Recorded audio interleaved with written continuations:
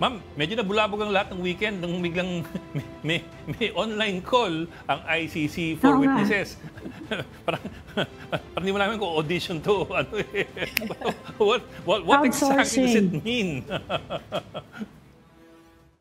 Well, tingin namin part talaga to ng kung anumang investigation, yung maghahanap ka ng witnesses. Isang indication na medyo 2 years after the original opening of the investigation, lumabas yung witness call. Kaya ang pulso namin dito, nag-uubos na lang sila o naghahanap last call kumbaga sa Last mga call. gusto pang humarap. Inspired by the coming forward of maybe Ruina Garma and several others during the Quadcom sessions. So you see it as a good sign? Is that what you're saying? It's not a sign of alarm na parang, teka, naghahanap pa sila. Hindi ganun. Hindi. Kasi alam naman namin talaga na ang stage ngayon ay investigation. This is a stage where they determine who is most responsible. Okay na, areglado na, there are crimes against humanity committed in the Philippines. Maayos na yon. Ito na lang ang tanong, paano, sino nga ba ang most responsible?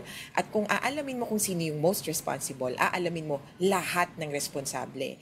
Palagay ko sa pagbasa ng ICC dito sa mga Quadcom investigations, mas malalim pa, mas malawak pa yung kumbaga net nitong or yung skema nitong war on drugs. Kaya siguro iniisip nila, sige nga, try natin one last time.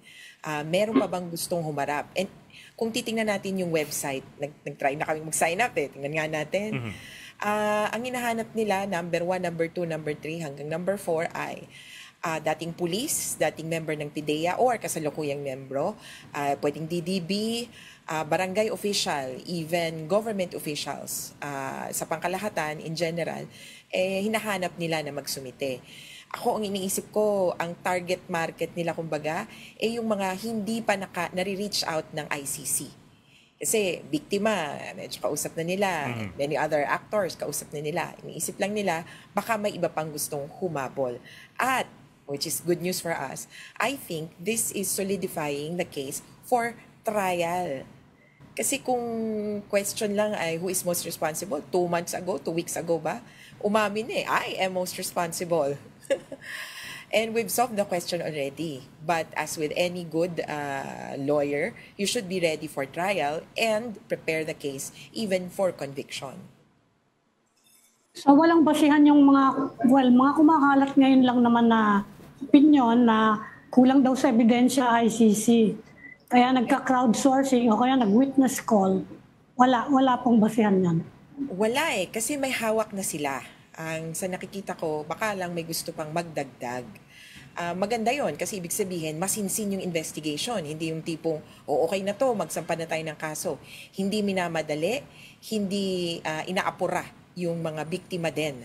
Dito sa pag-open call nila, may diin sila doon sa mga gustong magkwento sa kung anong nangyari. So I would say that this is also a form of truth-telling for those who were involved in the war on drugs.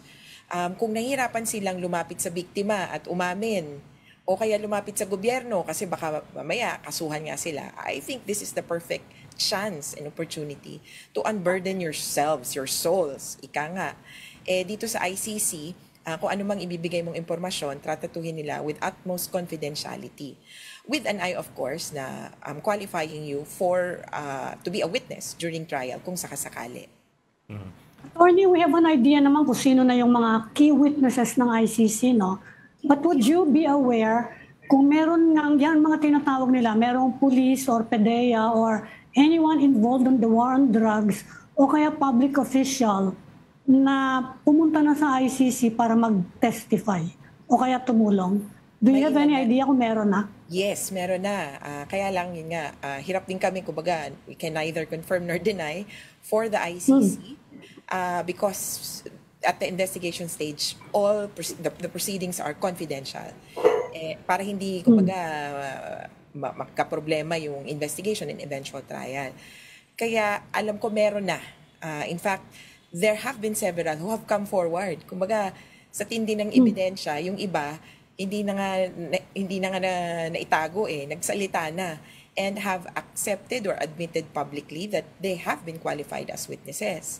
Kakaiba yon kasi ibig sabihin, kung na-target siya, kung mawala siya, in fact, one of them have already made that statement. Kung mawala ako, okay pa, mabubuhay pa yung kaso kahit may mangyari sa akin. Kaya even the witnesses themselves would know that there is enough evidence at this point to support an investigation. Ang talagang ano na lang, ito, yung puntong to, patulak na to ng trial. Ma'am, Attorney, we're talking about policemen, ha? Yung sinasabi niyo po ngayon na meron na rin nagsalita sa ICC. Yes po. Alam ko merong ibang mga nag-send na rin ng feelers, pero syempre iba yung kung na-qualify ba, anong quality ng information na naibigay na. Ma'am, we had an interview, I think, was that a year ago, Ami, or a year and a half ago, with the Justice Secretary Remulla, where he told us na they've been in touch, they've been talking to several police officers who were part of EJ case, and ang sasabi raw nila was that napilitan lang sila o nadamay lang sila o napilitan silang sumunod sa utos. Parang ganun. In fact, ang sabi pa sa amin Remulla in the program The Chiefs before, ang problema ng DOJ was hindi sila maisa-ilalim sa Witness Protection Program because the WPP does not accept policemen. So that was their conundrum then. But apparently the DOJ was talking to several police officers who confirmed the EJ case and who were willing apparently to testify as early as a year and a half ago. I don't know if you've been able to talk to DOJ or to Secretary Remulla about it, and if you have, kung merong movement along those lines. Well, not yet. We haven't talked to or we haven't been invited to participate directly para doon sa parang DOJ investigation na sinasabi. But I guess they're on the right track in the sense that they're looking at the killings not just as murder or homicides, yung paisa-isa na tipong may rogue policemen na pakalat-kalat at kung ano ginagawa. Now, they have announced that they're looking at a crime, yung crimes against humanity that is defined as widespread and systematic killings. So papasok doon lahat ng patayan at hindi na lang yung paisa-isa o kaya malalaglag kasi dyan sa mga individual murders, yung mga nag-utos. Kaya sa crimes against humanity, dito pwedeng mapasok yung mga mastermind o kaya nag-utos. Kaya talagang dito magiging similar siya sa investigation ng ICC. And on that note, kung kami, mas preferred namin na yung ICC na yung magtuloy. Kasi nauna na sila nakaumang na. At ito nga, parang nagla-last call for witnesses. Itong DOJ investigation, we don't know right now where it is at, but we're looking at a deadline in January kung ano yung magiging findings nila. Kaya abang-abang din kami sa gagawin ng DOJ. Attorney, would you know if the ICC has gotten in touch with some of the persons na humarap sa Quad Committee? Halimbawa si Royina Garma. O si Leonardo. Would you be aware kung na-contact, are they trying to contact these people? Nako, hirap niya kasi we can neither confirm nor deny for the ICC. Kasi security yan nung mga kinausap, security yan nung even yung ICC personnel. Kasi tatanungin, paano kayo nag-usap?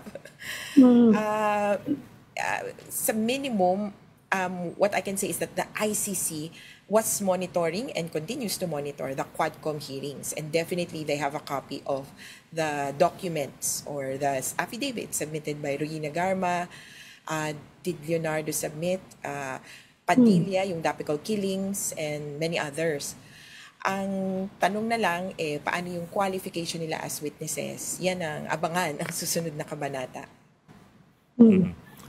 Ma'am, bukod lang ng konti. One last question, pero medyo iba ng konti. I think you're a member of the NUPL, di ba? I'm wondering lang kung merong developments along the lines of yung pagbabalangkas ng impeachment complaint against VP Sara Duterte. Kasi we've been hearing for the longest time na Makabayan Bloc is preparing one. Do we know anything along those lines at meron bang forthcoming? Well, yes, the Makabayan Bloc asked for our advice on several points about the impeachment complaint. Ang intindi ko nga meron ng draft kasi nakapagbigay na kami ng opinion and we've drafted a few memos on this. I think it's very likely soon, ano ba, baka this week or next week ang filing because it really depends on the complainants. Importanteng punto yung complainants. And alam niyo natin sa impeachment, 'di ba? May first part yung procedural and then second part yung substantial. Bago ka makarating dun sa punto o yung meat of the impeachment complaint, yung procedural very strict. Pagharap mo sa notaryo, alam mo ba ito, yung itsura pa lang ng mismong complaint. Maraming impeachment complaints na nare-reject because of form. Kaya yun din yung isang tinututukan. Kailangan matipon lahat ng complainants at mukhang marami para ipasok yung mga pirma nila at mapanotaryo to.